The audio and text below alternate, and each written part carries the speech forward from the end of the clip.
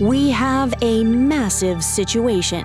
An elite, hyper-introverted college student stared at a 12-year-old's bath time and actually told authorities his soul was totally purified.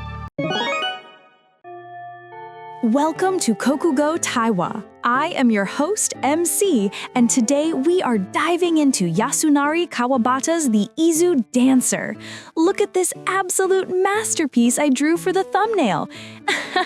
I know the colors are a bit intense, but these thick, erratic red strokes represent their unbreakable bond, and this swirling vortex of a background is just the beautiful storm of their passionate youth. MCG, the hidden canon implications here are absolutely staggering. Those erratic red strokes do not look like a romantic bond at all. They perfectly visualize the insurmountable toxic wall of class disparity separating the privileged elite student and the outcast traveling performers. Wait, what? No, it doesn't. I told you it is just a passionate artistic expression. Kapo! And that swirling vortex is clearly the dark abyss of his doomer isolation, waiting to unilaterally drain her innocent soul for his own parasocial mental healing.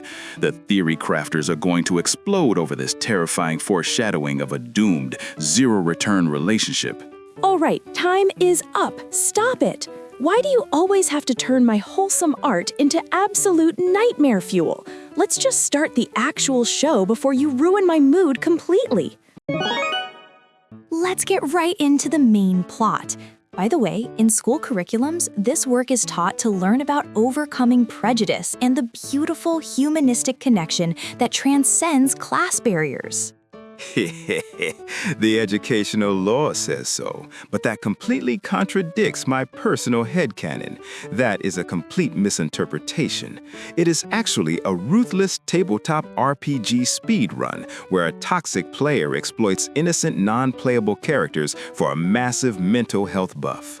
Wait, what? Why would you ruin such a beautiful moral lesson like that? That is absolutely ridiculous. Let us look at my man's character sheet. He is an elite first high school student, which means he min-maxed his intelligence stats, but completely dumped his charisma and mental fortitude. I'm going to start speaking very fast like a typical nerd now, but he starts the session with a permanent orphan disposition debuff. His sanity points are practically in the red before he even enters the open world. I mean, okay, he is definitely a lonely and twisted guy, so he goes on a solo trip to the Izu Peninsula to escape his doomer mindset, and that is where he meets the traveling performers. They walk together towards Shimoda. Exactly. And in that era, traveling performers were treated as the lowest tier of society. So our elite player encounters the ultimate low-level characters who offer him completely unconditional kindness. The internet theory crafters will go wild for this absolute lack of self-awareness. The hierarchy gap is the perfect engine for his personal drama. But then he gets super anxious at the inn. He hears a banquet happening and completely spirals, terrified that the pure little dancer, Kaoru, is being tainted by the drunken guests. He literally cannot sleep at all. Kapor. That is a massive skill issue on his part. His paranoia debuff is acting up, forcing him into a toxic delusion because his fragile ego cannot handle losing his precious healing item. But the very next morning, he sees her across the river at the public bath. She is completely naked and just innocently waving at him without a single ounce of shame. And suddenly, his dark, twisted delusions completely vanish. He realizes she is just a pure, untainted child. Aha! He rolled a critical success on his perception check by confirming she is purely a harmless, innocent child and not a complex adult. He completely avoids a sanity fumble. He secures the ultimate emotional patch to fix his broken ego. Okay, wait, let me get this straight. So basically, he was projecting all his weird, edgy insecurities onto this poor girl, and the moment he realized she was just a harmless kid, he felt relieved because she wasn't judging him at all. Precisely, MC Shi. And do not forget her brother Eikichi. Despite the massive class disparity, Eikichi treats him like a best bro. They walk through the mountains together, sharing this pure, transparent bond. But our protagonist just treats them all as walking sanity recovery potions to cure his own angst without giving anything back. Wait a minute, are you actually serious? That makes me so unbelievably mad. He is a super privileged college elite, wasting his family's money on a self-indulgent pity vacation. He sponges off these struggling performers for free emotional therapy, makes them carry his mental baggage, and does absolutely nothing for them in return. Do you know how much a real therapist costs? That is the worst return on investment ever. He needs to grow up and face reality. Yes, good game. Your savage reality check is dealing massive system damage to my eardrums. But you are absolutely right. His player etiquette is completely atrocious. And it gets even worse. When they finally reach Shimoda, he doesn't even take her to the movies like he promised. He just gets on a boat to go back to Tokyo, leaving her waving silently on the dock while he cries these dramatic tears of sweet comfort. For a moment, even the noise stopped. It was just the cold, isolating reality of a one-sided salvation. But anyway, as soon as his mental stats hit 100%, he grabs his clear reward and triggers a forced logout. He abandons the party without exchanging any contact info, a spectacular speedrun exit, leaving the poor non-playable characters in the dust. He is the most toxic party member imaginable.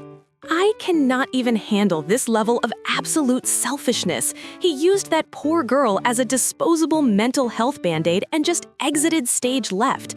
But honestly, looking at modern influencers faking deep connections for clout, aren't we kind of doing the exact same thing online? For a second, I actually feel really bad for him. We're all just using each other to feel better. My brain is literally melting from this toxic reality. Let's just wrap this up and go to the back room. Welcome to the back room. Now that we survived the main plot, let's talk about the author, Yasunari Kawabata. I heard he had some really unique habits when he was writing these scenes. He. The literary scholars call it his artistic observation, but scholarly accepted facts completely ruin my headcanon. The truth is, he had an absolutely terrifying communication glitch known as the Kawabata Gaze. Wait, what? The Kawabata Gaze? That sounds like some kind of cursed villain ultimate move. What does that even mean? Kapo. If a guest visited him, he would not even say hello. He would just sit there in absolute silence and stare at them with his massive, piercing eyes for hours. It was a psychopathic data mining technique to extract their inner beauty. I am seriously getting the creeps right now. You cannot just stare at someone for hours without saying a single word. That is so incredibly rude and terrifying. There is a legendary piece of world building where someone came to ask him for a loan, and Kawabata just stared at him silently until the guy cried and ran away in a huge panic. That creepy, high-resolution visual processing is exactly how he wrote those hyper-detailed descriptions of the dancer. Oh my goodness, he was literally the original high-resolution creepy nerd. But wait, does that mean all those beautiful scenes in the book are just a result of him staring at people like a complete weirdo? Precisely, MC Shi. And the fan communities are going to go wild over the deep lore behind the drum in the story. You know the scene where Kaoru is playing the taiko drum at the banquet and the protagonist is listening from his inn? Yeah, I remember that. I thought it was just a nice musical background to show the lively atmosphere of the hot spring town. Is there something wrong with that? It is actually a highly paranoid survival sonar system. As long as the drum is beating, he knows she is safe and not being ruined by the drunken guests. He turned a simple percussion instrument into a toxic, stalker-level monitoring device to track her status. Ew, Wait, what? That is the most disgustingly obsessive thing I have ever heard. Stop ruining my pure image of this story immediately. I'm going to type furiously on my keyboard now. If you look at it from a modern perspective, this is the ultimate villainous life hack for socially awkward elites. When your corporate sanity points hit 0, you just infiltrate a marginalized, low-tier community like underground idols.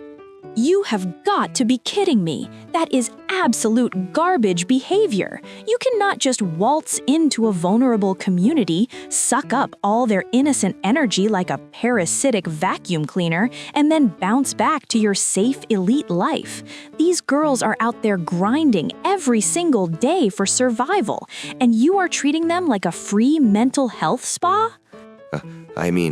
That is just how the high-tier players optimize their emotional recovery. GG, my eardrums are taking massive damage from your screaming. Do not give me that optimization nonsense. If you want therapy, go pay a professional out of your own wallet. Using someone's actual life as your personal zero-risk emotional detox is the biggest ethical screw-up ever. You are dodging all responsibilities while leaving them behind in the dirt. The modern internet forums would absolutely destroy him for this. They would call it the worst return on investment failure of human decency, where a privileged guy treats an underground idol as a disposable gotcha pull for his own ego. I can't believe how awful that sounds. But honestly, looking at them, aren't we kind of doing the exact same thing online? We scroll through people's raw, vulnerable posts every night, consume their drama just to feel better about our own boring lives, and then close the app without ever actually caring about them as humans. For a moment, the chaotic noise of the internet fades away. It is just the crushing reality of modern isolation, where we use digital avatars to farm empathy without ever touching grass. Yeah, it's actually pretty sad when you think about it. Maybe we're all just trying to escape reality by using each other. What do you guys think? Meow.